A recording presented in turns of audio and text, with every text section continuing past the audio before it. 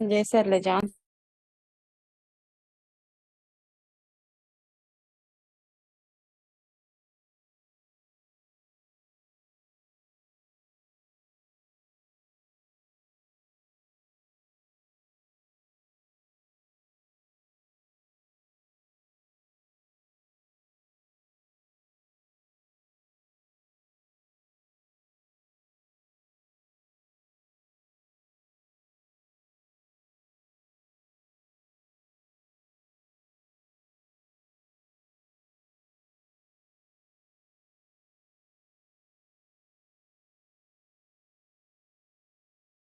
మనం మహిమపరచవలసిన వారంగా ఉంటున్నాం. అలాగున మనము ధ్యానం చేస్తూ ఉన్నటువంటి యోహాను పత్రిక మొదటి పత్రికలోని 3వ అధ్యాయము మరి చివరి 3 వచనాలు మనం చదువుకొని ఆ తర్వాత ఆ యొక్క 3 వచనాల్లో ఉన్నటువంటి అనేకమైనటువంటి విషయాలను మనం ధ్యానం చేసుకుందాం. మరి బైబిల్ ఉన్నవారు మరి ఆ యొక్క మొదటి యోహాను పత్రిక 3వ అధ్యాయము 22, 23, 24 వచనాలు చదువుకుందాం. దయచేసి బైబిల్ తీసిన వారు ఈ యొక్క వాక్యాన్ని చదువుదాం. 22వ వచనం, 3వ అధ్యాయం 22వ వచనం. మరియు మనం ఆయన ఆజ్ఞలను గైకొనొచ్చు ఆయన దృష్టికి ఇష్టమైనవి చేయుచున్నాము గనుక మనం ఏమి అడిగినను అది ఆయన వలన మనకు దొరుకును. ఆయన ఆజ్ఞ ఏదనగా ఆయన కుమారుడైన యేసుక్రీస్తు నామమును నమ్ముకుని ఆయన మనకు ఆజ్ఞనిచ్చిన ప్రకారముగా ఒకరినొకడు ప్రేమించవలనన్నది. ఆయన ఆజ్ఞలను గైకొనువాడు ఆయన యందు నిలిచియుండును, ఆయన వాని యందు నిలిచియుండును. ఆయన మన యందు నిలిచి ఉన్నాడని ఆయన మనకు అనుగ్రహించిన ఆత్మ మూలముగా తెలుసుకొనుచున్నాము. ప్రార్థన చేసుకుందాం. మీకు అందరికి వినిపిస్తుంది కదా నా వాయిస్? వినిపిస్తుంది. ఎవరు పలకటం లేదే? వినిపిస్తుందా? వినిపిస్తుందా? హలో అంకుల్, వినిపిస్తుంది అంకుల్.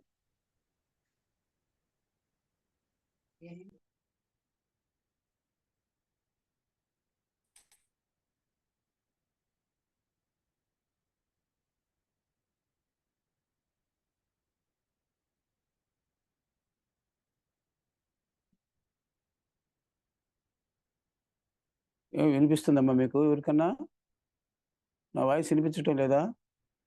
వినిపిస్తుంది అంకుల్. వినిపిస్తుందా?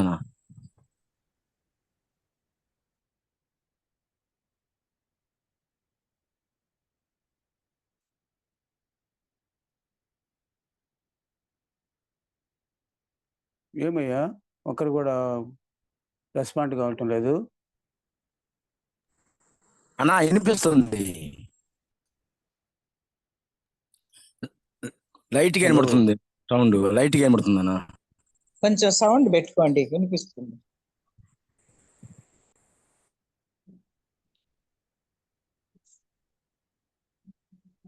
మాట్లాడండి, వినిపిస్తుందిలే. హలో, మా వాయిస్ వినిపిస్తుందా మీకా? వాయిస్ వినిపిస్తుందా? అది వినిపిస్తుంది. మాట్లాడండి, స్టార్ట్ చేయండి. హలో హలో హలో వినిపిస్తా ఉంది. హలో, వినిపిస్తుంది. ఆంటీ, అది అంకుల్ కి ఇష్యూ ఆంటీ. అంకుల్ కి మనం చెప్పేది వినిపించదు. హలో చిన్ని, చిన్ని, ఏమమ్మా ఇది వాయిస్ రావట్లేదే? మాకు వినిపిస్తుంది. నాకు వినిపిస్తుందని చెప్పితే కదా నాకు. 10 మందిని చెప్పాం, మాకు రాలా అది కదా నేననేదే. ఇప్పుడు చూడండి, మీరు మాట్లాడండి.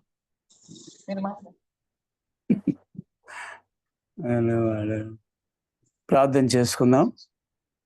మా అందరికి వినిపిస్తుందా? వినిపిస్తుంది ఆంటీ. ఓకే. ప్రార్థన. యేసుక్రీస్తు ప్రభువా, మీకే స్తుతులు స్తోత్రాలయ్యా, వందనాలు చెల్లించుకుంటూ ఉన్నాం. దేవా, మా జీవితాల్లో మరొక ఈ బైబిల్ స్టడీ దినాన్ని, ఈ జూమ్ మీటింగ్ను మాకు దయచేసినందుకై మీకు స్తోత్రాలు, వందనాలు చెల్లించుకుంటున్నాం. మరి నాయన, మరి ఈ యొక్క జూమ్ యాప్లో జాయిన్ అయిన ప్రతి నీ బిడ్డను బట్టి మీకు స్తోత్రాలు, వందనాలు చెల్లించుకుంటున్నాం. దేవా, మరి చదువుబడినటువంటి లేఖన భాగాలను మీరు దీవించి ఆశీర్వదించి మాకు అర్థమయ్యేటట్లు బోధించి మీరే మహిమ పొందాలని మీకు మనవి చేసుకుంటూ ఉన్నాం. దేవా, కృప చూపించి కనికరించండి నాయన. అలాగున తండ్రి నాయన, బలహీనుణ్ణి నిష్ప్రయోజకుడైనటువంటి నన్ను కూడా మీ యొక్క కృపలో జ్ఞాపకం చేసుకుని మీ పునరుద్ధాన శక్తిని బట్టి, మీ ఆత్మ నింపుదలను బట్టి ప్రభువా, మీ వాక్యము నాయన ప్రకటన చేయటానికి సహాయం చేయండి. ఆటంకపరిచే ప్రతి అంధకార శక్తులను, సాతాను శోధనను నజరేయుడైన యేసు నామంలో దూరపరచమని, మీ నామానికే మహిమ, ఘనత, ప్రభావాలు ఆరోపించుకుంటూ మీ కృపల హస్తాలకు మిమ్మల్ని అందరినీ అప్పచెప్పుకుంటూ యేసు నామంలో స్తుతించి ప్రార్థిస్తున్నాము పరమ తండ్రి. ఆమేన్. ప్రియులారా, ఈ సమయంలో మనం చదువుబడినటువంటి ఈ 3 వచనాలు, ఇది మనకు 27వ ఎపిసోడు, 27వ భాగంలోకి మనం వచ్చున్నాం. ఈ యొక్క 3 వచనాలు మనం పూర్తి చేసుకున్నట్లయితే మనము 3వ యోహాను పత్రికలో ఉన్నటువంటి మొదటి 3 అధ్యాయాలు మనం పూర్తి చేసుకున్న వారం అవుతాం. గనుక ఈ యొక్క 3 వచనాలు మరొకసారి నేను చదువుతాను. మరియు మనం ఆయన ఆజ్ఞలు గైకొనచ్చు, ఆయన దృష్టికి ఇష్టమైనవి చేయుచున్నాము గనుక మనమేమి అడిగినను అది ఆయన వలన మనకు దొరుకును. 23వ వచనం, ఆయన ఆజ్ఞ ఏదనగా ఆయన కుమారుడైన యేసుక్రీస్తు నామమును నమ్ముకుని ఆయన మనకు ఆజ్ఞ ఇచ్చిన ప్రకారము ఆయననొకనొకరు ఒకరిని ఒకరు ప్రేమింపవలననిదియే. ప్రకారముగా ఆయన ఇచ్చిన ప్రకారముగా ఒకరినొకరు ప్రేమించవలననిదియే. 24వ వచనంలో చూసినట్లయితే, ఆయన ఆజ్ఞలను గైకొనువాడు ఆయన యందు నిలిచియుండును, ఆయన వాని యందు నిలిచియుండును. ఆయన మన యందు నిలిచి ఉన్నాడని ఆయన మనకు అనుగ్రహించిన ఆత్మ మూలముగా తెలుసుకొనుచున్నాము కదండి. ఈ 3 వచనాల్లో మనం చూసినట్లయితే 4 సార్లు ఆజ్ఞ అన్నటువంటి మాట మనకు తెలియచేయబడుతూ ఉంది. ఏమిటి ఆజ్ఞ? యేసయ్య ఇచ్చినటువంటి ఆజ్ఞ ఏమిటి అని మనం గుర్తు చేసుకున్నట్లయితే 2 విషయాలు. మొదటిది, ఆయన్ని, ఆ ప్రభువును పూర్ణ మనసుతోనూ, పూర్ణ శక్తితోనూ, పూర్ణ ఆత్మతోనూ ఆ ప్రభువును మనం ప్రేమించటం. 2వ ఆజ్ఞ ఏమిటి అని అంటే, నిన్ను వలె నీ పొరుగు వానిని ప్రేమించము అన్నవి. ఈ 2 ఆజ్ఞలు ధర్మశాస్త్రం అంతటికీ మూలాధారమై ఉన్నవన్న సంగతిని యేసు ప్రభువే సెలవిచ్చినాడు. కాబట్టి ఈ యొక్క ఆజ్ఞలు మరి ఇలా ఉన్నప్పుడు దేవుని బిడ్డలుగా మనము ఒక్కొక్కటి గుర్తు చేసుకున్నప్పుడు పిల్లరా, ఈ యొక్క 22వ వచనంలో 3 విషయాలు మనకు తెలియచేయబడుతున్నాయి. ఏమిటంటే, మనం ఆయన ఆజ్ఞలను గైకొనుచు ఆయన దృష్టికి ఆయన ఇష్టమైనవి చేయుచున్నాము గనుక మనం ఏమి అడిగినను అది ఆయన వలన మనకు దొరుకును అన్నటువంటి విషయాన్ని మనం గుర్తు చేసుకుంటున్నాం. అంటే ఈ యొక్క ఆజ్ఞలను మనము గైకొనాలి, అంటే మనం స్వీకరించాలి. మనస్ఫూర్తిగా ఆ 2 ఆజ్ఞలను మనం స్వీకరించి అలాగూ మనం ముందుకు సాగినట్లయితే మనకు అన్ని విషయాలలో కూడా ఆ ప్రభువు మనకు తోడుగా ఉండి అన్నిటినీ కూడా మనకు దయచేసే దేవుడుగా ఉన్నాడన్న సంగతిని ఈ యొక్క 22వ వచనంలో మనం చూస్తాం. మొదటిదిగా మనం చూసినప్పుడు పిల్లరా, మనము ఈ యొక్క ఆజ్ఞలను గైకొనటము అన్న విషయాన్ని మనం గుర్తు చేసుకున్నప్పుడు పిల్లరా, యోహాను సువార్తలో ప్రభువు యేసయ్య ఇలాగా చెప్తూ ఉన్నాడు. మనం చూస్తే 14వ అధ్యాయము 15వ వచనంలో మనం చూసినప్పుడు ఏమంటున్నాడు అంటే, యోహాను సువార్త 14వ అధ్యాయము 15వ వచనంలో ఇలాగా చెప్తూ ఉన్నాడు యేసు ప్రభు. ఏమిటది అని అంటే, ఒకసారి అది చదువుదాం. ఏమంటున్నాడు అని అంటే, ప్రియులరా, 14వ అధ్యాయము 15వ వచనంలో ఇలాగూ సెలవిస్తూ ఉన్నాడు. ఏమిటి అంటే, మీరు నన్ను ప్రేమించిన ఎడల నా ఆజ్ఞలను గైకొందురు అంటూ ఉన్నాడు కదండి. స్పష్టంగా చెప్తూ ఉన్నాడు. అదే చెప్పాను నేను. ఆ ఆజ్ఞలను గైకొనటానికి ప్రధాన కారణం ఏమిటి అనంటే, మనకు ఆయన ఉచితంగా ఇచ్చినటువంటి రక్షణను బట్టి ఆ ప్రభువును మనము సంపూర్ణంగా ఆయన్ను ప్రేమించే వారంగా ఉండాలి. అలా ప్రేమించుట ద్వారా ఏం జరుగుతుంది అననంటే, మీరు నన్ను ప్రేమించిన ఎడల నా ఆజ్ఞలను గైకొందురు అంటున్నాడు. అంటే ఆ ఆజ్ఞలను ఆయన ఇచ్చినటువంటి వాటిని మనం స్వీకరించటం దానికి మూల కారణం ఏమిటి అననంటే, ఆయన ప్రభువును మనం ప్రేమించటం. ఆ యేసు ప్రభువును మనం ప్రేమించటంలోనే అలాంటి పరిస్థితి ఉందన్న సంగతిని మనం గుర్తు చేసుకోవాల్సిన వారం ఉంటున్నాం. అందుకే మరి ఈ యొక్క యోహాను సువార్తలోనే 15వ అధ్యాయంలో 7వ వచనంలో కూడా మనం చూస్తే ఇంకొక మాట అంటున్నాడు. ఏమంటున్నాడు అనంటే, నా యందు మీరును మీ యందు నా మాటలు నిలిచి ఉండిన ఎడల మీకేది ఇష్టమో అడుగుడి అది మీకు అనుగ్రహించబడును అంటూ ఉన్నాడు. కదా! ఈ 15వ అధ్యాయంలో ఉన్న మాట కూడా మనం చూసినట్లయితే, అదే మాట మనం ఈ పత్రికలో కూడా యోహాను భక్తుడు సెలవిస్తూ ఉన్నాడు. ఏమంటున్నాడు అననంటే, అవి గైకొనుచు ఆయన దృష్టికి ఇష్టమైనవి చేయుచున్నాము గనుక మనమేమి అడిగినను అది ఆయన వలన మనకు దొరుకుతుంది అన్నటువంటి విషయాన్ని మనం గుర్తు చేసుకోవాల్సిన వారంగా ఉంటున్నాం. పిల్లరా గుర్తు చేసుకున్నట్లయితే అందుకే యేసు ప్రభు ఈ యొక్క యోహాను సువార్త 15వ అధ్యాయంలో మాట ఏమిటంటే, నా యందు మీరును మీ యందు నా మాటలు ఉండాలి. ఆ మాటలు ఏమిటి అననంటే, ఆయన ఇచ్చిన ఆజ్ఞలను, ఆయన ఇచ్చినటువంటి ప్రతి విధమైనటువంటి మా ఉ ఉ బోధను మనము సంపూర్ణంగా అంగీకరించిన వారంగా ఉండాల్సిన వారం ఉన్నాం. అలా ఉన్నప్పుడు జరిగేటటువంటిది ఏమిటనంటే, ఆయన యందు మనం ఉండాలి. మన యందు ఆయన మాటలు నిలిచినవి అంటే నడల మనకేది ఇష్టమో అది ఆ ప్రభువు తప్పనిసరిగా మనకు దయచేస్తాడు. అది మీకు తప్పనిసరిగా అనుగ్రహింపబడుతుంది అని అంటాడు.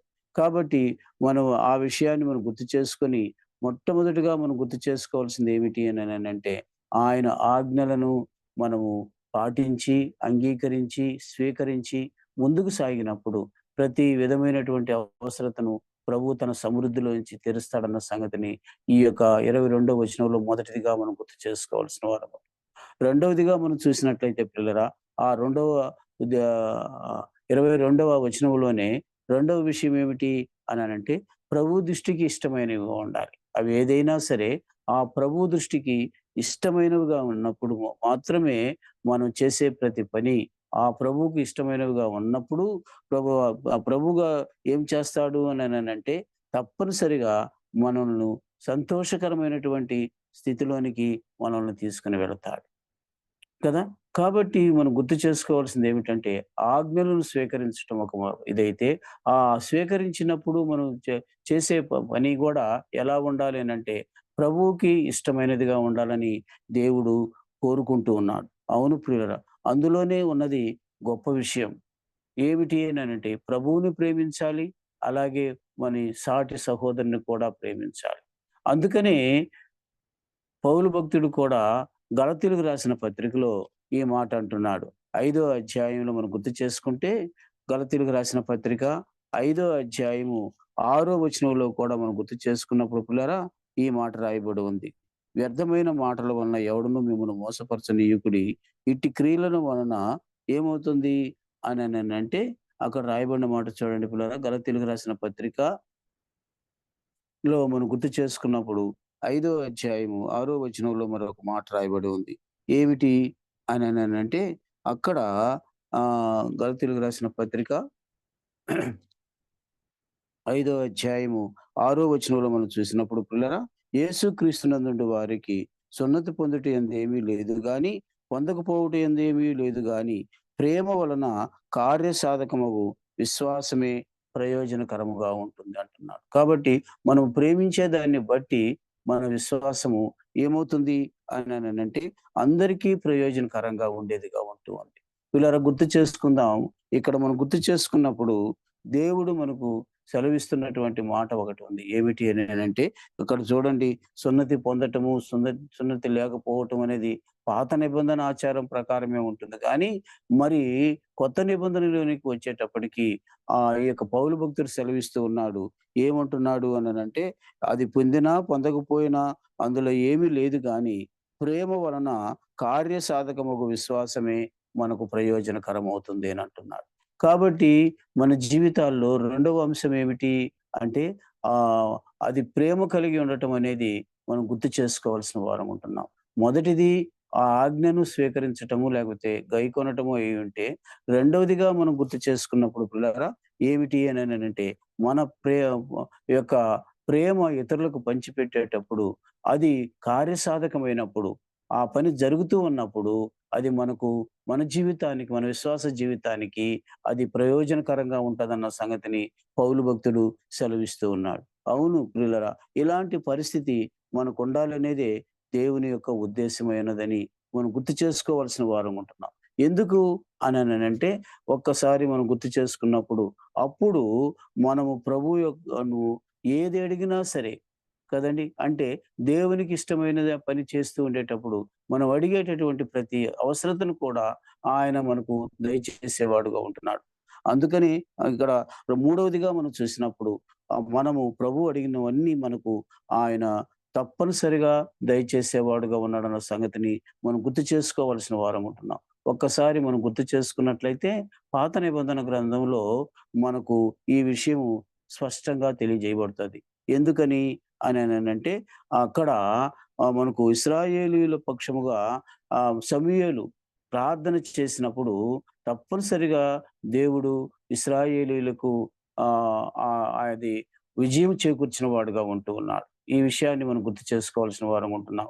ఎందుకనేనంటే సమూయేలు గ్రంథములో, మొదటి సమూయేలు గ్రంథములో 7వ అధ్యాయంలో మనం గుర్తు చేసుకున్నట్లయితే, మొదటి సమూయేలు గ్రంథం 7వ అధ్యాయము 9, 10 వచనాల్లో మనం చూసినప్పుడు అక్కడ రాయబడినటువంటి విషయాన్ని మనం గుర్తు చేసుకుందాం.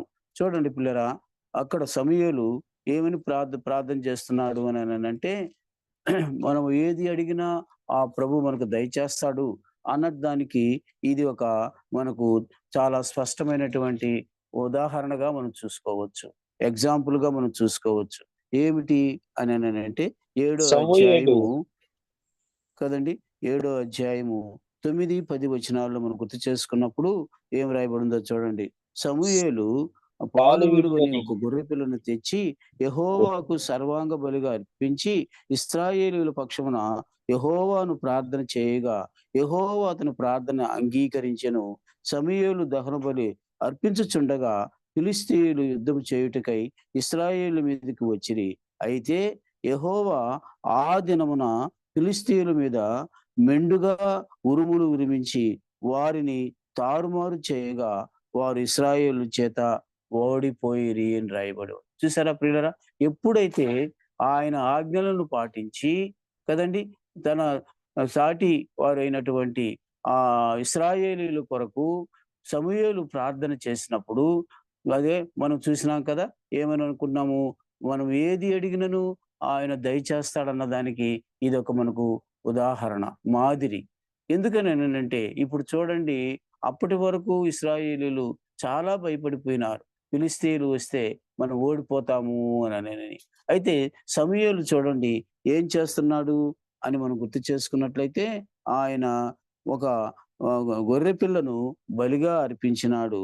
అదే సమయం అదిగో అందుకుంటున్న యెహోవాకు సర్వాంగ బలిగా అర్పించి ఇశ్రాయేలు పక్షమున యెహోవాను ప్రార్థన చేయగా యెహోవా అతని ప్రార్థన అంగీకరించెను అని రాయబడి ఉంది. అంతేకాదు ప్రియరా, మనం 10వ వచనంలో చూసినప్పుడు సమూయేలు దహన బలి అర్పించనుండగా ఫిలిష్తీయులు యుద్ధము చేయుటకై ఇశ్రాయేలు మీదకి వచ్చిరి. అయితే యెహోవా ఆ దినమున ఫిలిష్తీయుల మీద మెండుగా ఉరుములు ఉరిమించి వారిని తారుమారు చేసినాడు. కదండి, సమూయేలు ఇశ్రాయేలు పక్షంగా అడిగింది ఏమిటి అంటే ఇశ్రాయేలీయులకు విజయం చేకూర్చబడాలి కదండి, అది అడిగినాడు ఆయన. అది అడిగిన వెంటనే దేవుడు చూడండి ఎంతగా ఇశ్రాయేలు పక్షంగా ఆయన సహాయం చేసినాడు అని వచ్చేటటువంటి శత్రువులు ఫిలిష్తీయులు మీకు తారుమారు చేసేసాడు, ఉరుములు ఉరిపించినాడు. అలా చేసేసినప్పుడు వారు శత్రువులు ఓడిపోయి పరారైపోయినారు. పిల్లలు జ్ఞాపకం చేసుకోండి, మన పక్షంగా కూడా ఇలాంటి ఎన్నో వస్తూ ఉంటాయి. అపవాది మన మీద అన్ని విధాలైనటువంటి మనకు ఇబ్బందికరమైనటువంటి పరిస్థితి తీసుకొని వస్తాడు. తీసుకొని వచ్చినప్పుడు పిల్లరా, మనము ఇదిగో ఆయన ఆజ్ఞలను గైకొని అదే సమయంలో ఆయన్ను అలాగే సాటి సహోదరులను మనం ప్రేమించి ముందుకు సాగినప్పుడు మనకే కాదు కదండి, మనం ఎవరి కోసమైతే ప్రార్థన చేస్తున్నామో ఆ వారి కొరకు కూడా దేవుడు సహాయం చేసేవాడు ఉన్నాడు. ఇది మనం 22వ వచనంలో మూడో విషయంగా మనం గుర్తు చేసుకోవాల్సిన వారం ఉంటున్నాం. ఏమిటి అంటే మనము ప్రభువును అడిగినవన్నీ కూడా మనకు దొరికినట్లు ప్రభువు చేస్తాడు అన్నది మనకు సుస్పష్టంగా మనకు తెలియజేయబడుతూ ఉంది పిల్లరా. గనుకనే మనం యొక్క విశ్వాసములో మనం ఎప్పుడూ కూడా అల్ప విశ్వాసము చోటు రానీయకూడదు. అల్ప విశ్వాసం వచ్చినప్పుడు పిల్లరా, మనం ఆజ్ఞను గైకొనలేము. అలాగే ఆయనను మనం ప్రేమించే విషయంలో కూడా తక్కువ పడిపోతాం. అలాంటప్పుడు మనం ఏది అడిగినా అది మనకు దొరకకుండా పోయేదానికి ఆస్కారం ఉంది. కాబట్టి మన వైపు నుంచే ఇలాంటి లోటుపాట్లు ఉండకుండా మనం చూసుకోవాల్సిన బాధ్యత ప్రతి విశ్వాసికి ఉండాలి. అది మనం గమనించాల్సిన వారంగా ఉంటూ ఉన్నాం పిల్లరా. ఎందుకు అంటే పిల్లరా, అలాగూ గుర్తు చేసుకున్నప్పుడు ఆ యొక్క విషయాన్ని మనం ఎంతగా దేవుని విషయంలో మనం ముందుకు సాగుతాము అంటే, ఇంకా చెప్పాలి అంటే పిల్లరా, ఆనాడు సమూయేలే కాదు, కొత్త నిబంధనలోకి వచ్చినప్పుడు పిల్లరా, ఆ ఆది సంఘము కూడా ఎంతగానో ప్రభువుని అడిగినారు. ఒక ఎవరునంటే దైవజనుడైనటువంటి అపోస్తలుడైనటువంటి పేతురు విషయంలో సంఘమంతా కూడా అత్యాసక్తితో ప్రార్థన చేశారు కదండి. వ్యక్తి వేరు కదండి, ప్రార్థన చేస్తున్నది వేరు కదండి. అందుకే నేను చెప్పాను, మనము ఒకరి కొరకు వారిని ప్రేమించిన వారమై మనం వారి కొరకు ప్రార్థన చేసే వారంగా ఉండాలి. అదే సమయంలో దేవుడిచ్చిన ఆజ్ఞ ప్రకారం ఆయనకి ఇష్టమైనది మనం చేస్తూ ముందుకు సాగే వారంగా ఉండాలి. ఈ కండిషన్లు ఉంటాయి ప్రతి విశ్వాసికి. అంతేకాని నేను విశ్వాసిని, నేను ఎలా అడిగినా కూడా నాకు ఇవ్వాలి అన్నటువంటి పరిస్థితి మనకు ఉండకూడదు కదండి. బాగా ఇక్కడ మనం ఆలోచన చేసినట్లయితే మరొకసారి పత్రికలో మూడో అధ్యాయంలో ఉన్నటువంటి 22వ వచనాన్ని మరొకసారి మనం చూసినట్లయితే మొదటిగా ఏముంది అంటే మనమాయన ఆజ్ఞలను గైకొనచ్చు. ఇది రెండవదిగా మనం చూసినట్లయితే ఆయన దృష్టికి ఇష్టమైనవి చేస్తున్నాం. తర్వాత మూడవదిగా మనం చూసినట్టయితే మనం ఏమి అడిగినను అది ఆయన వలన మనకు దొరుకును. కాబట్టి 3 ఉన్నాయి ఇక్కడ.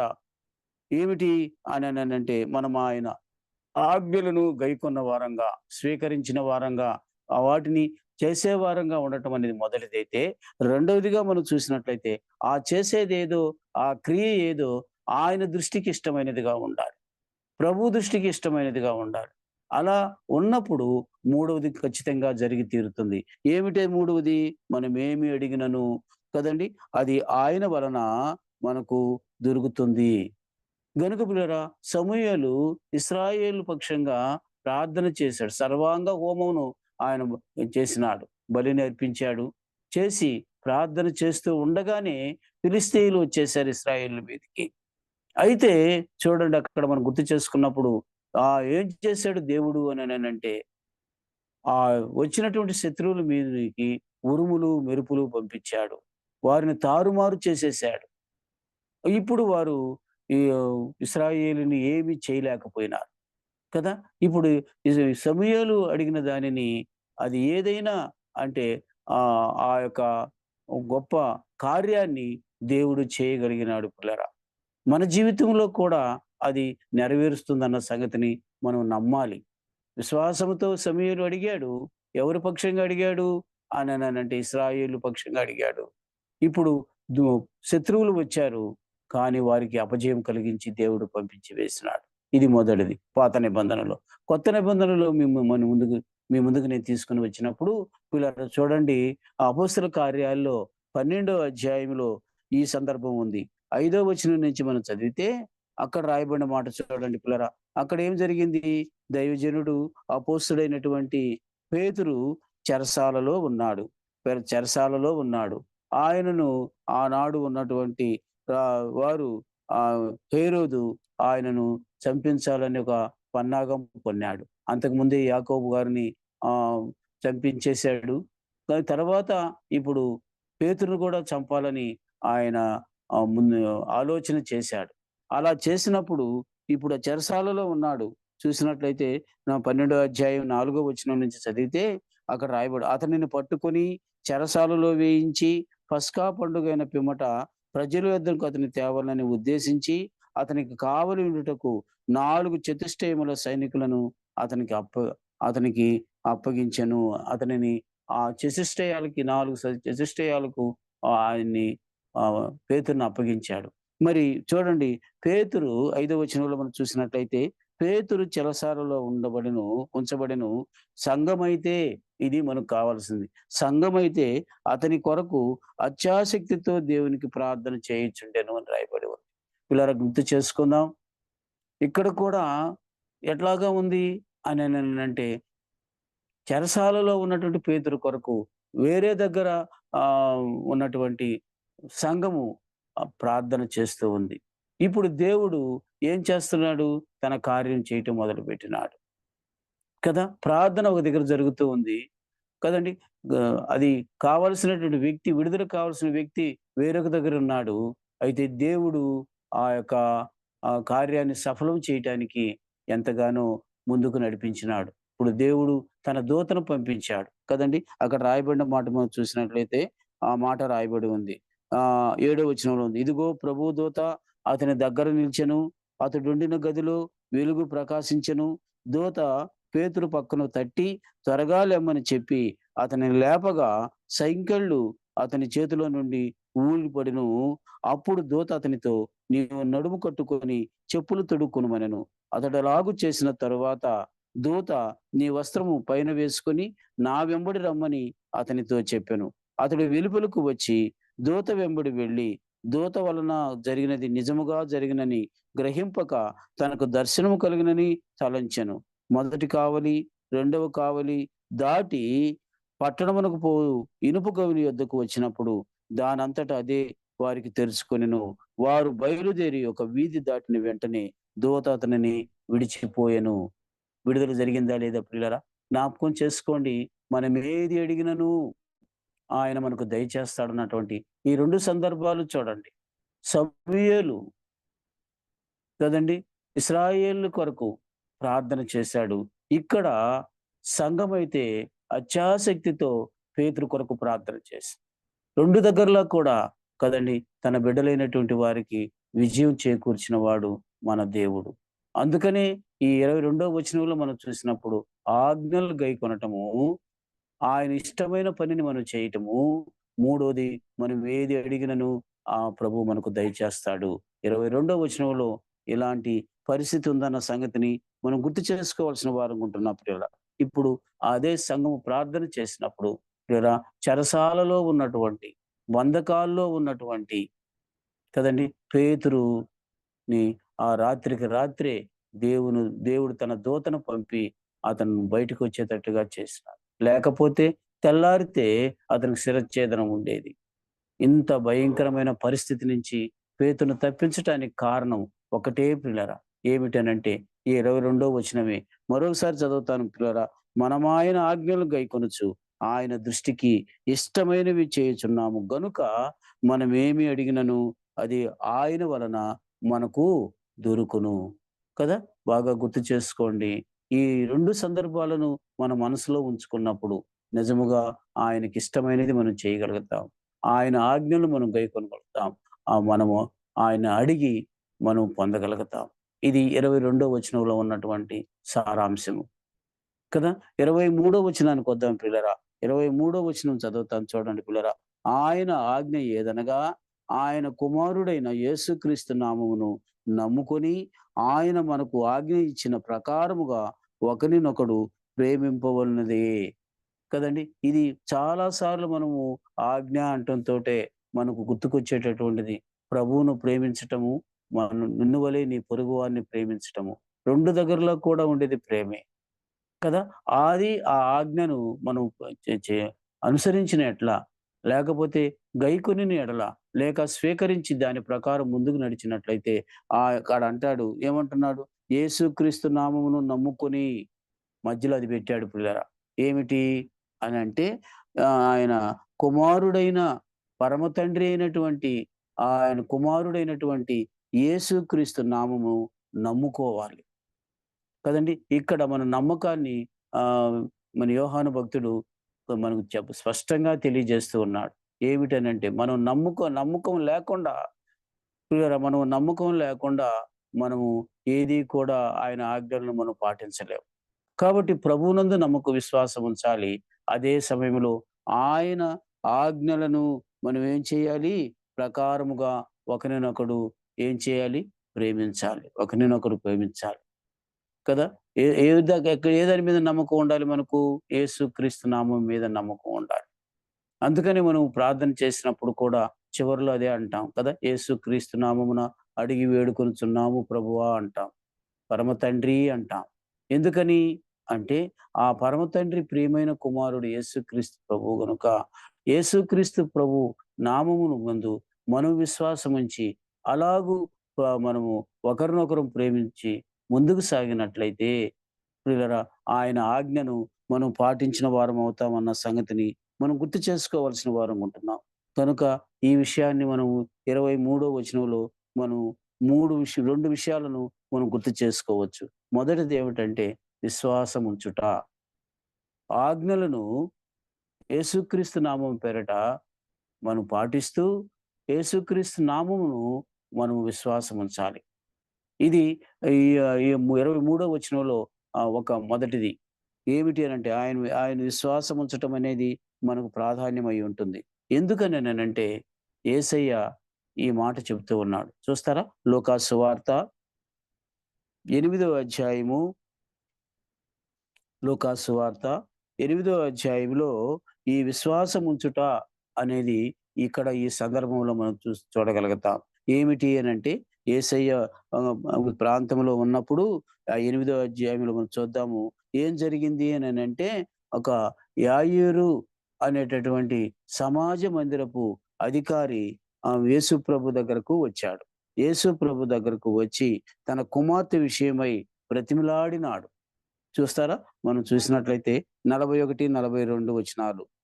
8వ అధ్యాయము 41, 42 వచనాలు. లేకపోతే 40 వచనం నేను చదువుతాను. జనసమూహము ఆయన కొరకు ఎదురు చూచుండెను గనుక యేసు తిరిగి వచ్చినప్పుడు వారు ఆయన్ను చేర్చుకొనిరి. అంతటా ఇదిగో సమాజ మందిరపు అధికారి అయిన యాయీరు అను ఒకడు వచ్చి యేసు పాదముల మీద పడి, బాగా గుర్తు చేసుకోండి పిల్లరా, ఒక అధికారి, సమాజ మందిరపు అధికారి, ఆనాడు పెద్ద హోదా కలిగిన వాడు, అయితే యేసయ్య దగ్గరకు వచ్చి ఆయన పాదముల మీద పడ్డాడు. పడి ఏమంటున్నాడు చూడండి.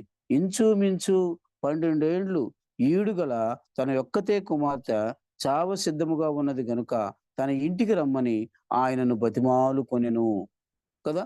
ఆయన ఇప్పుడు ఆ యొక్క సమాజ మందిరపు అధికారి యొక్క రిక్వెస్ట్ అడిగిన దాన్ని యేసయ్య సరే వస్తాను అని అన్నాడు. ఇప్పుడు ఏం జరుగుతుందని అంటే ఆయన బయలుదేరి వెళ్ళుచుండగా జన సమూహములు ఆయన మీద పడుచుండెను అని రాయబడి ఉంది. ఈ సమయంలో ఆయన ఇప్పుడు యాయీరు ఇంటికి, సమాజ మందిరపు అధికారి ఇంటికి వెళ్తూ ఉండగా మధ్యలో ఒక కార్యం జరిగింది. అదేమిటి అంటే 12 ఏళ్ల రక్తస్రావం కలిగినటువంటి స్త్రీ ఆ జన సమూహంలో ఉన్నటువంటి యేసయ్య వస్త్రం ముట్టింది. వస్త్రము ముట్టగానే ఆమె బాగయింది. ఆమె స్వస్థత నొందింది. ఆమె బాధ నివారణ అయింది. అలాంటి పరిస్థితుల్లో యేసయ్య ఆమెను ఏమన్నాడు అనంటే 48వ వచనంలో ఉంది. కుమారి, నీ విశ్వాసము నిన్ను స్వస్థపరిచెను, సమాధానము గలదానవై వెళ్ళుము అనని మరి ఆ యొక్క 12 ఏళ్ల నుంచి బాధపడినటువంటి స్వస్థత నొందినటువంటి ఆ స్త్రీకి చెప్పినాడు. ఇప్పుడు మళ్ళా బయలుదేరాడు. మార్గ మధ్యంలో ఈ సందర్భం జరిగింది. తర్వాత బయలుదేరి వెళ్ళాడు. వెళ్ళిన తర్వాత ఇప్పుడు చూస్తే పిల్లరా 49వ వచనం నుంచి చదువుకుందాం. ఏం రాయబడి ఉందో చూడండి పిల్లరా. జాగ్రత్తగా వినండి. ఎందుకు చెప్తున్నాను అనంటే, మనము ఆ యొక్క పత్రికలో ఉన్నటువంటి మూడో అధ్యాయము 23వ వచనాన్ని మనం ధ్యానం చేస్తూ ఉన్నాం. ఏమి రాయబడింది అక్కడనంటే, మరొకసారి మీ ముందుకు తీసుకొని వస్తాను.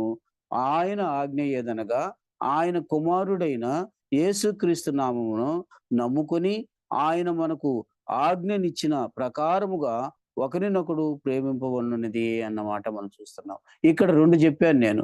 మొదటిది విశ్వాసము కదండీ! రెండోదొచ్చి ప్రేమించటము అన్నది. ఇప్పుడు విశ్వాసాన్ని గురించి చెప్తున్నాను ఈ 23వ వచనంలో. బాగా వినండి ప్రియులారా. విశ్వాసం ఎలా ఉంటుందనే దానికి ఇక్కడ మనం ఒక్కటి గుర్తు చేసుకుంటున్నాం. ఏమిటి అననంటే, ఇప్పుడు 12 ఏళ్ల రక్తస్రావం కలిగినటువంటి స్త్రీ ప్రభువు యొక్క మీద విశ్వాసం ఉంచి ఆయన వస్త్రము ముట్టగానే ఆమెకు ఆ యొక్క బాధ నివారణ అయిపోయింది. ఆ యొక్క పరిస్థితి మారిపోయింది. అప్పుడు యేసయ్య అన్నాడు, "అమ్మా, నీ విశ్వాసమే నిన్ను స్వస్థపరిచిందని." అయితే ఇప్పుడు మనం ఆయన బయలుదేరింది ఎవరి కోసము అననంటే, సమాజ మందిరపు అధికారి అయినట్టు ఆయన కుమార్తె ఆమె 12 ఏళ్ల వయసు కలిగిన ఆమె చనిపోయింది కదండీ! అలాంటి ఆమె దగ్గరకు పోతూ ఉన్నాడు. కనుక ఇప్పుడు మనం చూసినట్లయితే విశ్వాసం అనేది ఎలా ఉండాలనే దానికి నేనిప్పుడు చెప్తున్నాను చూడండి. 49వ వచనంలో మనం చూసినట్లయితే, ఆయన ఇంకను మాట్లాడుచుండగా ఇప్పుడు బయలుదేరి ఆ గుంపంతా తప్పుకొని రావటానికి ఆలస్యమైంది. అందుకని అక్కడ చేరే యేసు ప్రభు మాట్లాడుతూ ఉన్నాడు. మాట్లాడుతూ ఉన్నటప్పుడు సమాజ మందిరపు అధికారి ఇంటి నుండి ఒకరు వచ్చారు. వార్తాహరులొచ్చారు. ఒక సమాచారం తీసుకొచ్చినారు. ఏమిటి ఆ సమాచారం అనంటే, నీ కుమార్తె చనిపోయినది, బోధకుని శ్రమ పెట్టవద్దని అతనితో చెప్పెను. కదండీ! ఇది వాడు తీసుకొచ్చినటువంటి సమాచారం. ఎందుకయ్యా ఇంకా ఆమె ఎట్లా చనిపోయింది? ఆయనకి అంత దూరం తీసుకురావటం ఎందుకు? కాబట్టి ఇంకన వదిలేసేసేయండి. మనం బోయేసేసేదేదో కర్మకాండాలు చేద్దాము అనని. పిల్లల జ్ఞాపకం చేసుకోండి. ఇలాంటి పరిస్థితుల్లో కూడా మనం ఏది కోల్పోకూడదు అనే దానికి నేను చెప్తున్నాను. విశ్వాసముంచుట ఆయన ఆజ్ఞలలో కదండీ! ఇది ప్రధానమైనది అన్న సంగతిని. ఆయన ఆజ్ఞ మీద విశ్వాసం ఉంచటం. యేసయ్య ఆజ్ఞ మీద విశ్వాసం ఉంచటం. చూడండి ఇప్పుడు ఏం జరిగిందో చూస్తే అనేది బోధకుని శ్రమ పెట్టవద్దని అతనితో చెప్పెను. యేసు ఆ మాట విని ఏం చెప్తున్నాడో చూడండి పిల్లరా. భయపడవద్దు, నమ్మిక మాత్రం ఉంచుము కదా! ఆమె స్వస్థపరచబడునని అతనితో చెప్పెను. ఎవరితో చెప్తున్నాడు ఈ మాట? సమాజ మందిరపు అధికారితో చెప్తున్నాడు. నువ్వు వాళ్ళ మాటలు కాదు, నా మీద విశ్వాసం ఉంచు. కదండీ! ఎంతో మంది ఎన్నో విధాలుగా నీకు చెప్పొచ్చు కూడా గాక. వాటినేటిని కూడా నువ్వు నమ్మొద్దు. నా మీద విశ్వాసం ఉంచు. నా మాట మీద విశ్వాసం ఉంచు. ప్రియురా, యేసయ్య ఈ దినాన అదే మనల్ని అడుగుతూ ఉన్నాడు. విశ్వాసులమని పేరు పెట్టుకొని కదండీ! అపనమ్మకంతో, అల్ప విశ్వాసంతో మనం కొనసాగితే దాని వలన ప్రయోజనం ఉండదన్న సంగతిని మనం గుర్తు చేసుకోవాల్సిన వారంగా ఉంటున్నాం కదా! ఈ మాటలు వింటున్నటువంటి ప్రియ సహోదరుడా, సహోదరి, ప్రియ విశ్వాసి, ప్రియ దేవుని బిడ్డ, చూడండి ఇక్కడ ప్రభువు చెప్తూ ఉన్నాడు.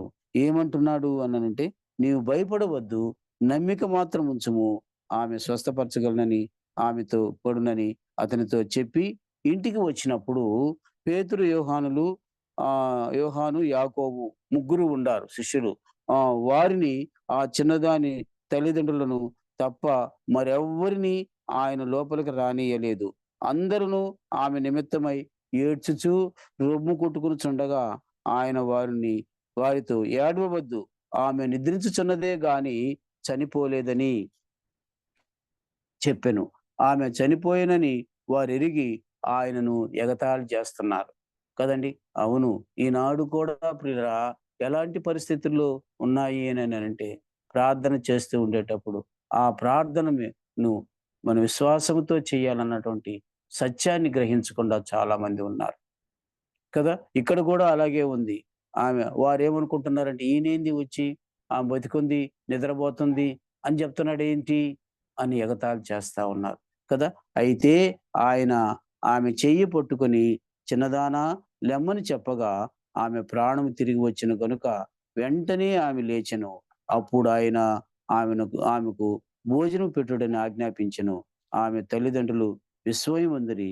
అంతటా ఆయన జరిగినది ఎవరితో చెప్పవద్దని ఆజ్ఞాపించెను అంటున్నారు కదా. పిల్లలు జ్ఞాపకం చేసుకోండి. యేసయ్య సమాజ మందిరపు అధికారికి చెప్పింది ఒకటే, ఏమిటనంటే భయపడవద్దు, విశ్వాసం ఉంచు చాలు అన్నాడు. మనకు కూడా అదే చెప్తున్నాడు పిల్లలు. మనము ఆయన ఆజ్ఞలు పాటిస్తున్నాము అని అనుకుంటే మన విశ్వాసము అందులోనే తేలిపోతుంది, అందులోనే తెలుస్తుంది మనకి ఏ విషయం. కాబట్టి గుర్తు చేసుకోండి, ఈ 23వ వచనంలో విశ్వాసము అనే దానికి నేను ఈ సందర్భాన్ని గుర్తు చేసినాను. తర్వాత చూడండి పిల్లలారా, ప్రేమించాలి కదా, అదే కదా మనం గుర్తు చేసుకున్నట్లయితే ఏమంటున్నాడు అంటే 23వ వచనాన్ని మరలా చదువుతున్నాను. ఆయన కుమారుడైన యేసుక్రీస్తు నామము నమ్ముకొని ఆయన మనకు ఆజ్ఞాపించిన ప్రకారము ఒకరినొకడు ప్రేమింపవలెనన్నదియే. కాబట్టి ఈ ప్రేమను గురించి మరొక విషయాన్ని మనం గుర్తు చేసుకోవాల్సిన వారం ఉంటున్నాం. ఏమిటి అంటే పిల్లరా, ప్రేమించుట అనేది ఎలా ఉండాలి అనేది మనం గుర్తు చేసుకోవాలి. ఏదో నేను ప్రేమిస్తున్నాను అని అనుకోవటం మామూలుగా నామకార్థంగా కాదు. ఎలా ఉండాలి ఆ ప్రేమించటం అనేది చూస్తారా? పౌలు భక్తుడు రోమీలకు రాసిన పత్రిక 12వ అధ్యాయము, రోమీలకు రాసిన పత్రిక 12వ అధ్యాయము 9వ వచనం చదువుకుందాం ప్రియులరా. 9వ వచనం చదువుకుంటే అక్కడ రాయబడిన మాట చూడండి. మీ ప్రేమ నిష్కపటమైనదై ఉండవలెను, చెడ్డదాన్ని నసహించుకొని మంచిదానిని హత్తుకొని ఉండాలి. ఇది మన ప్రేమ ఎలా ఉండాలంటే కపటముతో ఉండకూడదు, నిష్కపటమైన ప్రేమ ఉండాలి. అలా నిష్కపటమైన ప్రేమ ఉన్నప్పుడు మాత్రమే అది సరైనటువంటి విధానంలో మనం ఉన్నట్లు లెక్క. అది ప్రభువుకు ఇష్టమైనటువంటి ప్రేమగా ఉంటుందన్న సంగతిని మనం గుర్తు చేసుకోవాల్సిన వారం ఉంటున్నాం. అందుకే ప్రియరా, ఇక్కడ మనం చూసినట్లయితే నిష్కపటమైన ప్రేమగా ఉండాలని చెప్తూ ఉన్నాడు. అంతేకాదు, అది ఎలా ఉండాలంటే మనల్ని యేసుక్రీస్తు ఎలా ప్రేమించాడో అలా ఉండాలి. నిష్కపటమైన ప్రేమను ఆయన మనకు మాదిరిగా ఉంచాడు. ఆయన ఎలా మనల్ని ప్రేమించాడో అలా ఉండాలని దేవుడు కోరుకుంటున్నాడు. అందుకనే యేసు ప్రభువు ఈ విషయాన్ని చెప్తూ ఉన్నాడు. యోహాను సువార్త 15వ అధ్యాయము 12వ వచనంలో ఈ మాట రాయబడి ఉంది. యోహాను సువార్త 15వ అధ్యాయము 12వ వచనంలో రాయబడిన మాట చూడండి పిల్లరా. ఏమి రాయబడిందో చూడండి. 15వ అధ్యాయము 12వ వచనంలో మనం చూస్తే అక్కడ రాయబడి ఉంది. ఏమంటున్నాడో చూడండి. ఈ సంగతులు మీతో నేను ఏమంటున్నాడంటే 12వ వచనంలో, నేను మిమ్మును ప్రేమించిన ప్రకారం కదండి, నేను మిమ్మును ప్రేమించిన ప్రకారము మీరు ఒకరినొకడు ప్రేమించవలనన్నది. నేను రెండే చెప్పానండి ప్రేమ గురించి. మొదటిది నిష్కపటమైన ప్రేమ, రెండోది యేసయ్య మనల్ని ప్రేమించిన ప్రేమ కదండి. అది ఒకరినొకడు ప్రేమించుకోవటము అని అంటే. అందుకని ఇక్కడ యేసయ్య చెప్తున్నాడు, ఏమని చెప్తున్నాడు? నేను మిమ్మును ప్రేమించిన ప్రకారము మీరు ఒకరినొకడు ప్రేమించవలనన్నది నా ఆజ్ఞ. ఎలా ప్రేమించాడండి? ఒక్కసారి మనం గుర్తు చేసుకున్నట్లయితే ప్రతి ఆరాధనలో కూడా మనం గుర్తు చేసుకుంటాం. యేసయ్య అత్యున్నతమైన సింహాసనం మీద ఆసీనుడై ఉండి వేవేల దూతల చేత పరిశుద్ధుడు పరిశుద్ధుడు పరిశుద్ధుడని పొగడబడుతున్నటువంటి ఆ మహిమ కలిగిన దేవుడు, మహాత్యము కలిగిన దేవుడు కదండి, మన కొరకు ఆ మహిమను మహాత్యమును పరిశుద్ధ పట్టణాన్ని ఉన్న ఆ అత్యున్నతమైన సింహాసనాన్ని వీడి ఈ లోకానికి వచ్చినాడు. దాసుని స్వరూపము ధరించుకొని ఈ లోకానికి వచ్చాడు. అంతేకాదు ప్రియరా, మన పాపములు శాపములు అన్నీ ఆయన మీద వేసుకొని మన స్థానములో ఆయన నిలిచి మనకు రావలసినటువంటి ఆ ఘోరమైన శిక్షను ఆ ప్రభువు భరించాడు. అందులో ఏముంది చెప్పండి కదండి? అందులో గొప్ప ప్రేమ ఉంది. అలా ఎందుకు అంటే మన స్థానములో ఆయన నిలిచి మన యొక్క శిక్ష అంతా ఆయన మీద వేసుకున్నప్పుడు ఆయన ప్రేమ ఎటుదో తెలిసిపోతుంది. ఇంకా రోమీయులకు రాసిన పత్రికలో చెప్తాడు పౌలు భక్తుడు, మనము బలహీనులమై ఉన్నప్పుడు, భక్తిహీనులమై ఉన్నప్పుడు, పాపులమై ఉన్నప్పుడు, శత్రువులమై ఉన్నప్పుడు మన కొరకు యేసయ్య సిలువలో ప్రాణం పెట్టాడు కదండి. అది అగాపే ప్రేమ. అలా ఆ ప్రేమ గురించి ఇక్కడ గుర్తు చేస్తా ఉన్నాడు యేసయ్య. నేను మిమ్ములను ఎలా ప్రేమించినానో కదండి, ఆ ప్రకారము మీరు ఒకరినొకడు ప్రేమించుకోవాలి అని కదా. కాబట్టి ఈ యొక్క 23వ వచనంలో ఉన్నటువంటి మాటలు మనం గుర్తు చేసుకున్నట్లయితే ప్రియులారా, ఆ విధంగా మనము ఆహ్, ప్రేమించే వారంగా ఉండాలని గుర్తు చేస్తూ ఉన్నాం. అందుకని సామెతల గ్రంథంలో కూడా మనం చూసినట్లయితే ఈ మాట రాయబడి ఉంది ప్రియులారా. చూస్తారా? సామెతల గ్రంథం 10వ అధ్యాయము 10వ అధ్యాయము 13వ వచనంలో మనం చూస్తే ఆ మాట రాయబడి ఉంది. 10వ అధ్యాయము 13వ వచనంలో ఇలాగ రాయబడి ఉంది. 13వ వచనంలో గుర్తు చేసుకున్నప్పుడు వివేకు ఆహ్, 12వ అధ్యాయము 10వ అధ్యాయము 13వ వచనం. వివేకుని పెదవుల యందు జ్ఞానము కనపడును కదండీ. 12వ వచనం క్షమించండి. 12వ వచనంలో చూస్తే ఆ మాట రాయబడి ఉంది. పగ కలహమును రేపును, ప్రేమ దోషములన్నిటినీ కప్పును అన్న మాట మనం గుర్తు చేసుకుంటున్నాం. పిల్లరా, గుర్తు చేసుకోండి. ఈ ప్రేమ కలిగిన వారు ఎదుటివాడు ఎలాంటి దోషాలున్నా, ఎలాంటి తప్పులున్నా వాటన్నిటినీ ఈ ప్రేమ కప్పివేస్తది కదా. అప్పుడు ఆ వ్యక్తిని మనము కదండీ ప్రేమించటానికి ఎంతైనా ఆస్కారం ఉంది కదా. ఒకసారి మనం గుర్తు చేసుకున్నట్లయితే మంచి సమరుని యొక్క ఆహ్, సందర్భంలో మనం చూసినప్పుడు ఏం జరిగింది అననంటే, యెరికో ఎ యెరూషలేము నుంచి యెరికోకొస్తూ ఉన్నాడు ఒక మనుష్యుడు. మధ్యలో దొంగల బారిన పడ్డాడు. ఆ దొంగలు ఏం చేసినారు? అతనిని కొట్టి, పై వస్త్రాలు తీసుకొని కదండీ కొన ఊపిరితో వదిలిపెట్టిపోయినారు. అలాంటి పరిస్థితుల్లో కదండీ ఒకరికి ఇద్దరు ఆ వ్యక్తిని చూశారు. లేవీయుడొకడు, యాజకుడొకరు చూశారు. పక్కన ఎళ్ళిపోయినారు.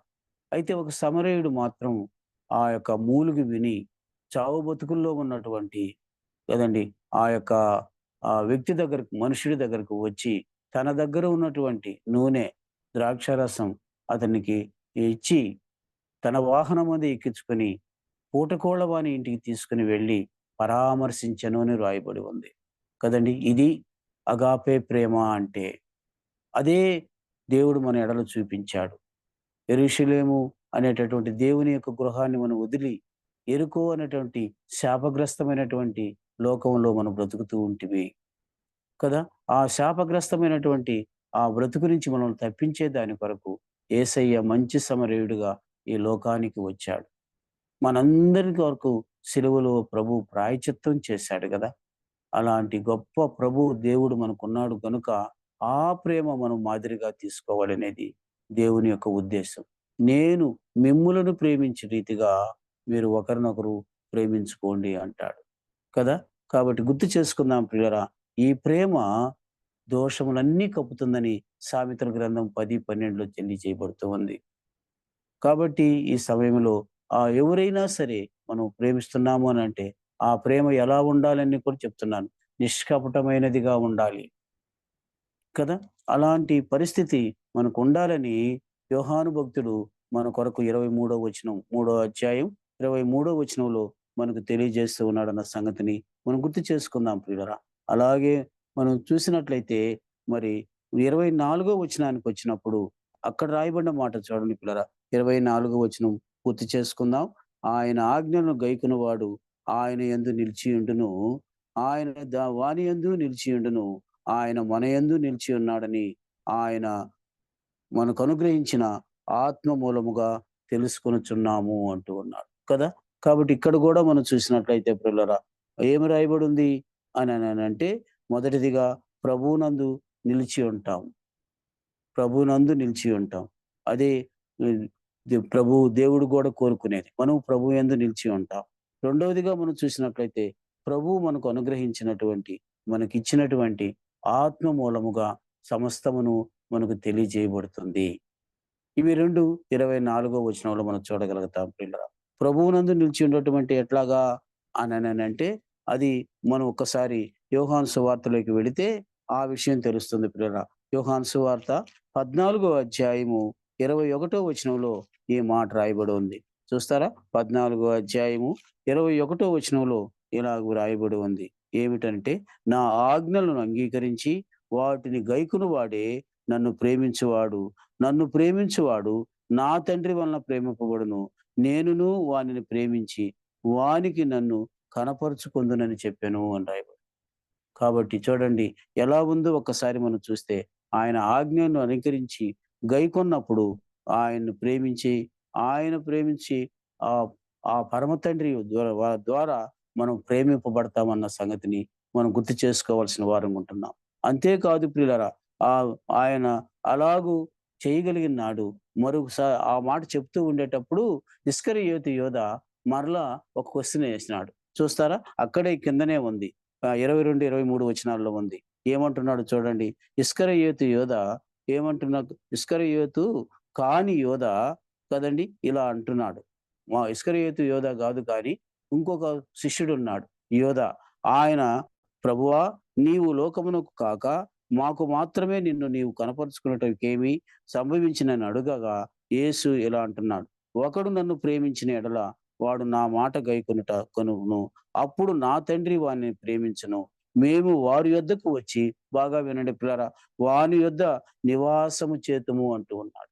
ప్రభువు మనతో కూడా నివాసం చేయటానికి ఒక్కటేనండి.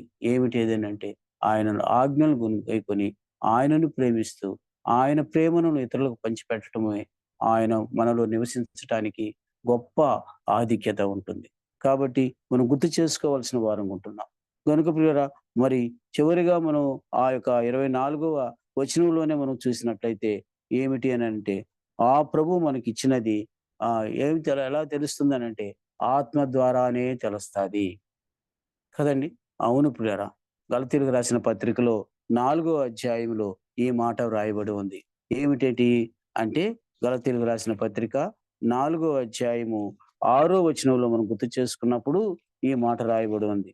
ఏమిటంటే, మనకు దేవుడు అనుగ్రహించినటువంటి కుమారుని ఆత్మ మనతో కూడా ఉండి మనం నడిపిస్తదన్న సంగతిని మనం గుర్తు చేసుకోవాల్సిన వారం ఉంటున్నాం. 6వ వచనంలో చూస్తే ఈ మాట రాయబడింది చూడండి. మరియు మీరు కుమారులై ఉన్నందున నాయనా తండ్రి అని మొరపెట్టు కదండి, తన కుమారుని ఆత్మను దేవుడు మన హృదయంలోనికి పంపెను అని రాయబడి ఉంది. మన హృదయాల్లో ఇప్పుడు ఎవరున్నారు? ప్రభువునందు విశ్వాసం ఉంచిన వారు మనతో ఎవరున్నారు అని అంటే, ప్రభు యొక్క తండ్రి యొక్క కుమారుని ఆత్మ మనలో ఉంది. అందుకనే మన ప్రార్థనలో కూడా నాయనా, తండ్రి, అబ్బా అనని ప్రార్థన చేయగలుగుతున్నాం. అంతేకాదు ఏ విషయమైనా కూడా ఆ ప్రభు యొక్క ఆత్మ ద్వారా మనం మనం తెలుసుకోగలుగుతున్నాం. నేను తెలుసుకోలేదు, నాకు అర్థం కాలేదు అంటే నీలో కుమారుని ఆత్మ లేక ప్రభు ఆత్మ నీలో లేదని స్పష్టంగా తెలియబడతాయి. కాబట్టి అర్థం చేసుకోండి పిల్లరా. అందుకని ఎఫెసీయులకు రాసిన పత్రికలో కూడా వ్రాయబడిన మాట ఏమిటి అని అంటే, మొదటి అధ్యాయము 13, 14 వచనాల్లో కూడా మనం చూసినప్పుడు అక్కడ 2 విషయాలు ఉన్నాయి. ఆత్మ చేత మనం ముద్రింపబడతాము. రెండవదిగా చూసినట్లయితే ఈ ఆత్మ మనకు సంచకరువుగా ఇవ్వబడిందని అక్కడ మనం ఎఫెసీయులకు రాసిన పత్రికలో మనం చూడగలుగుతాం. పిల్లరా, గుర్తు చేసుకుందాం. అందుకని మనం మనం ఈ విషయంలో మనం గుర్తు చేసుకొని ముందుకు సాగాల్సిన వారంగా ఉంటున్నాం. ఒక్కసారి అపోస్తల కార్యాల్లో కూడా మనం చూస్తే ఫిలిప్పు సువార్త చెప్తూ వెళ్ళేటప్పుడు అక్కడ మనకు ఇథియోపియుడైనటువంటి నపుంసకుడికి రక్షణ పొందటానికి ఏం జరిగింది అని అంటే, ప్రభు ఆత్మ ఫిలిప్పును ఆ యొక్క రథంలో వెళ్ళేటటువంటి ఐథియోపియుడి దగ్గరికి తీసుకుని వెళ్ళినాడు. అక్కడ 2 దగ్గరలా మనం చూడగలుగుతాం దేవుని ప్రభు ఆత్మ ఎలా పనిచేసింది. ఎలాగూ అంటే అక్కడికి వెళ్ళిన తర్వాత రథంలో వెళ్తున్నటువంటి ఐథియోపియుడు నపుంసకుడు కనిపించాడు. అతనితో మాట్లాడాడు, సువార్త చెప్పాడు. తర్వాత అక్కడ మరలా దేవుని యొక్క ఆత్మ, ప్రభు ఆత్మ బాగా అక్కడ కార్యం జరిగించినప్పుడు ఐథియోపియుడు అనేటువంటి నపుంసకుడు నాకు బాప్తిసం ఇస్తే ఏమి అని ఆటంకమా అని అడిగినాడు. అంటే పరిశుద్ధాత్ముడు ఎలా కార్యం జరిగించాడో చూడండి. ఇద్దరు మాట్లాడుకుంటూనే ఉన్నారు, ఇద్దరి సంభాషణ ఉంది. అయితే కార్యం జరిగించింది ఎవరు అని అంటే పరిశుద్ధాత్ముడు. ఇప్పుడు అక్కడ ఉన్నటువంటి కుంటలో ఉన్న నీళ్ళలో బాప్తిసం ఇచ్చిన తర్వాత అక్కడ రాయబడిన మాట చూసినట్లయితే ప్రభు ఆత్మ ఫిలిప్పును కొనిపోయెను కదండి. ఐతోపీయుడైన నపుంసకుడు సంతోషించుచు తను గాజా పట్టణానికి వెళ్ళాడు. చూసారా? ఇవన్నీ ఎక్కడ జరిగినాయి అనంటే, ఇప్పుడు 24వ వచనంలో మనం చదివిన మాటే ఏమిటంటే, మనము ఎలా గ్రహిస్తాము అననంటే, ఆత్మ మూలముగా తెలుసుకొనుచున్నాము. 24వ వచనంలో ఉన్నటువంటి 2 సంగతులు ఒక్కసారి మీరు గుర్తుంచుకోవాలి. ఏమిటి అనంటే, మనము ప్రభువునందు నిలిచి ఉండేవారము. రెండవది ఇదంతా కూడా ప్రభు యొక్క ఆత్మ ద్వారా మనం తెలుసుకుంటున్నాము. గనుక పిల్లలు గుర్తు చేసుకోండి. ఈ 3 వచనాల్లో ఉన్నటువంటి ఈ విషయాలను 4 సార్లు ఆజ్ఞ, ఆజ్ఞ, ఆజ్ఞ అనని 4 సార్లు ఎందుకు చెప్పినాడు అనంటే, ఆ ఆజ్ఞలోనే మనం అన్నీ దేవునికి ఇష్టమైనవి చేసినప్పుడు ఇవన్నీ మనకు అనుగ్రహింపబడతాయి అన్న విషయాన్ని మనం గుర్తు చేసుకోవాల్సిన వారం ఉంటున్నాం. కనుక ప్రియులారా, ఈ యొక్క 3వ అధ్యాయము 27వ ఎపిసోడ్‌తో మనం ముగించుకుంటున్నాం. కనుక మరి మరొకసారి మీరు ఈ యొక్క 3వ అధ్యాయం చదివి అందులో ఉన్నటువంటి సత్యాలను, మర్మాలను గ్రహించాలని ప్రభువు పేరట మీకు మనవి చేసుకుంటూ, ఈ యొక్క యాప్‌లో ఈ యొక్క జూమ్‌లో పాలుపంపులు పొందిన మీకందరికీ ప్రభు నామములో వందనాలు చెల్లించుకుంటూ నేను ముగించుకుంటున్నాను. దేవుడు ఈ కొద్ది మాటలు మన కొరకై దీవించును గాక. ప్రభు నామములో మీకు అందరికీ వందనాలు. అందరికీ వందనాలు. మరి ఈ సమయంలో మనం చక్కటి వాక్యాన్ని విన్నాము. మరి విశ్వాసం ఉంచడం, ప్రేమించడం, ఆజ్ఞలు పాటించేదానికి, ఆజ్ఞలు యందు విశ్వాసం, అలాగే ఒకరినొకరు ప్రేమించుకొనుట అనే దేవుని యొక్క మాటల్ని మనం విన్నాం. మరి విన్న వాక్యాన్ని మన జీవితాల్లో నిజం చేసుకోవడానికి ప్రార్థన చేయాల్సిన వారంగా ఉంటున్నాం. కొన్ని ప్రకటనలు ఉన్నాయి, దయచేసి వినండి. మన శనివారం అంటే 24వ తేదీ వీరారెడ్డిపల్లిలో సువార్త సేవ మనం ప్రార్థించి నిరీక్షించినట్లు చక్కగా జరిగింది. తర్వాత రేపు నెల సెప్టెంబర్ నెల 2వ శనివారం 14వ తేదీ అపార్ట్మెంట్ సంఘంలో సువార్త సేవ జరుగుతుంది. 28వ తేదీ గాంధీనగర్లో సువార్త దండయాత్ర ఉంటుంది. ఇంకా ఈ సంవత్సరానికి మనం సువార్త దండయాత్రలు సెప్టెంబర్ నెలలో పూర్తవుతాయి. ప్రార్థన చేస్తూ ఉండండి. అర్బన్ ఏరియాస్ కాబట్టి ఇక్కడ ఇంకా కొంచెం ప్రెషర్ ఉంటుంది. అందుకని మనం ఎంత ఎక్కువగా ప్రార్థన చేస్తే అంత సులువుగా మనం దేవుని సువార్త ప్రకటించడానికి వీలవుతుంది. వీటి కొరకు ప్రార్థన చేయండి. అలాగే అనారోగ్యంగా ఉన్న వారిని కూడా మీరు జ్ఞాపకం చేసుకోండి. కృష్ణారెడ్డి అన్న కొరకు, తిప్పవరప్పాడు కృష్ణారెడ్డి అన్న ఆయన ఆరోగ్యం కొరకు ప్రార్థన చేయండి. అలాగే సుప్రజ వాళ్ళ అత్తగారు కూడా ఈరోజు హాస్పిటల్లో చేరారంట. ఇక్కడ గూడూరులో ప్లేట్లెట్స్ తగ్గాయని జ్ఞాపకం చేసుకోండి. తుంగపాలెం వెంకటేశ్వర్లు ఆయనకి సర్జరీ అయ్యింది. ఆ గాయం మానేటట్టు జ్ఞాపకం చేసుకోండి. మీరు ప్రార్థించినట్టు సుశీలక్కకు కూడా దేవుడు కొంత నెమ్మది ఇచ్చారు. అందుని బట్టి దేవుణ్ణి స్తుతిస్తున్నాం. మీకు అందరికీ వందనాలు చెల్లిస్తున్నాను.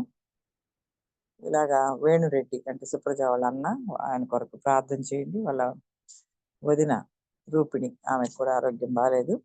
మీరు ప్రార్థనలో జ్ఞాపకం చేసుకోవాలని మనవి చేస్తున్నాం.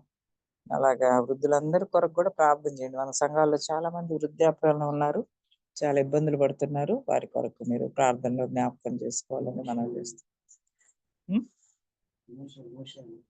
అలాగే ఇక్కడ గాంధీనగర్లో మోషే అన్న ఆరోగ్యం కొరకు కూడా ప్రార్థన చేయండి.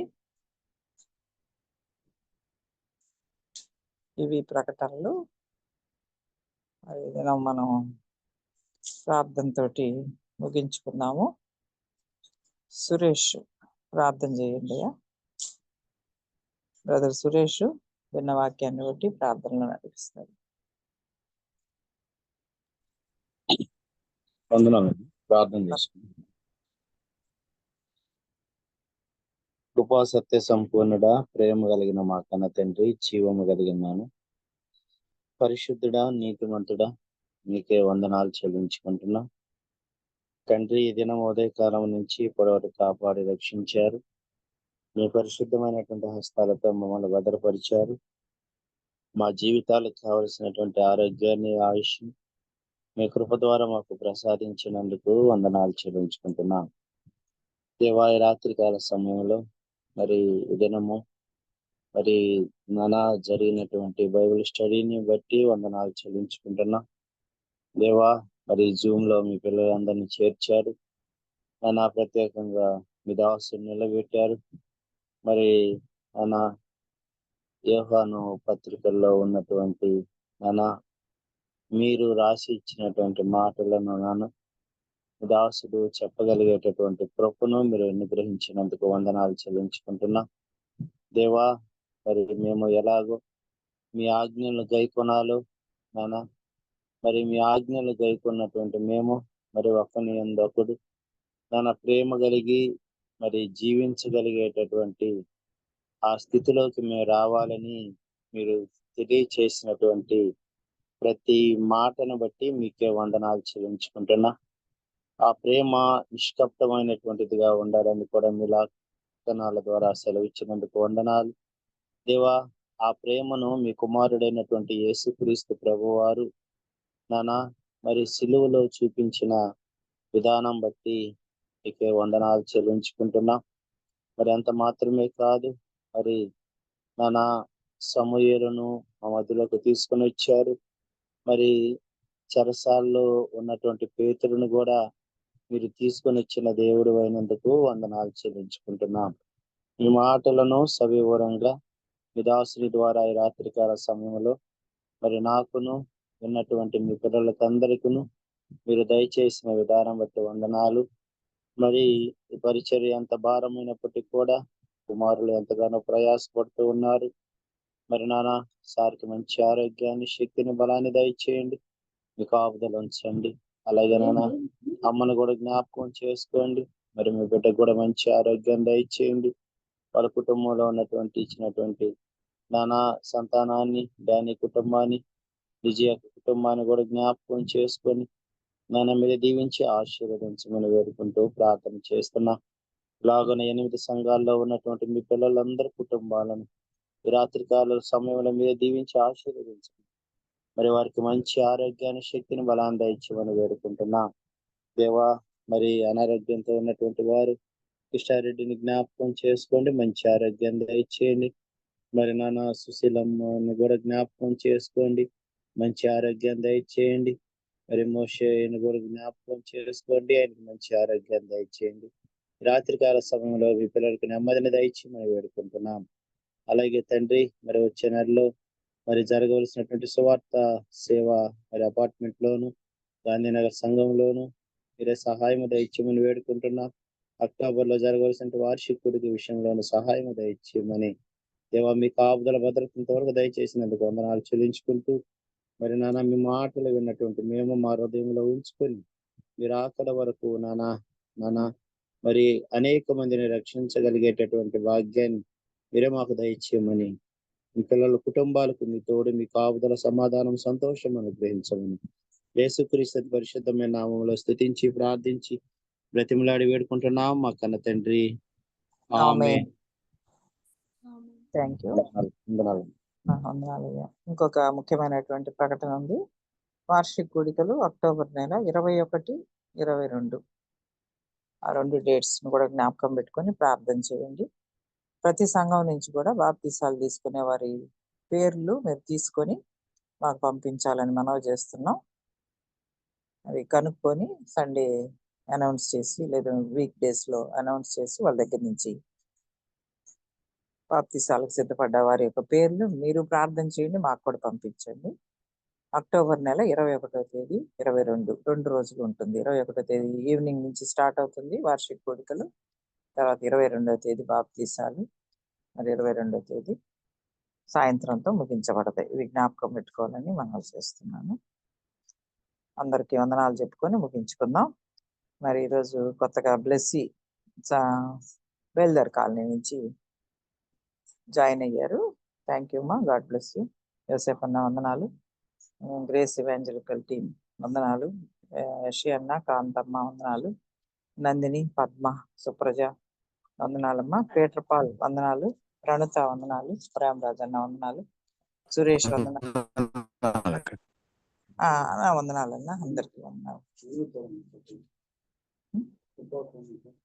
ప్రణుత చెప్పాను. అందరికీ వందనాలు. God bless you all. బేస్తవారం కూడా ఒక మీటింగ్ ఉంటుంది జూమ్ లో. ఈసారి యూత్ మీటింగ్ ఉంటుంది. బేస్తవారం యూత్ మీటింగ్ జూమ్ లో ఇదే సమయానికి 7 నుంచి 8 దాకా లింక్ షేర్ చేయబడుతుంది. పాత వాళ్ళకైతే అదే లింక్, కొత్త వాళ్ళకి మేము షేర్ చేస్తాం. Thank you one and all. God bless you.